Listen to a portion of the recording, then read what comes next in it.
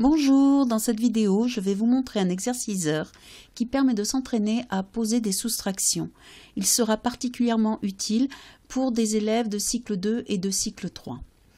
Dans cet exerciceur, c'est l'utilisateur qui choisit les nombres qu'il va mettre dans sa soustraction.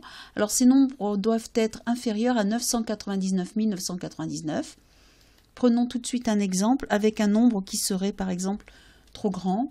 Et on voit qu'il va me l'être signalé. Donc je vais prendre un nombre qui convient mieux, voilà. Et je vais mettre le deuxième nombre. Alors imaginons que je prenne un nombre plus grand que le premier. Et je vais être informé que cette soustraction n'est pas possible. Du moins pas en cycle 2 et en cycle 3. Donc je vais choisir un nombre qui convient. Voilà. Les nombres se sont inscrits avec un chiffre par case. Et on a vu apparaître des cases orangées ici, qui sont l'emplacement pour les retenues. Cela permet de ne pas les oublier et surtout de bien faire apprendre à l'utilisateur la technique de la soustraction posée. Donc on commence tout de suite par les unités, de manière tout à fait normale. 6 moins 5, cela fait 1. Ensuite, 5 moins 6, je ne peux pas.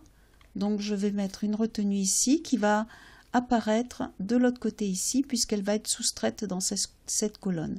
Donc 15 moins 6, cela fait 9. Ensuite, 14 moins 8, cela fait 6. 13 moins 9, cela fait 4. Je vais faire exprès de me tromper. Voilà. Et le chiffre ici, le chiffre 3, comme il n'est pas correct, il apparaît en rouge. Donc je vais le corriger. Ensuite, 12 moins 10, cela fait 2. Et ici, je peux choisir ou non de mettre le 0. Cela ne change rien au résultat de ma soustraction puisqu'il me dit que c'est juste.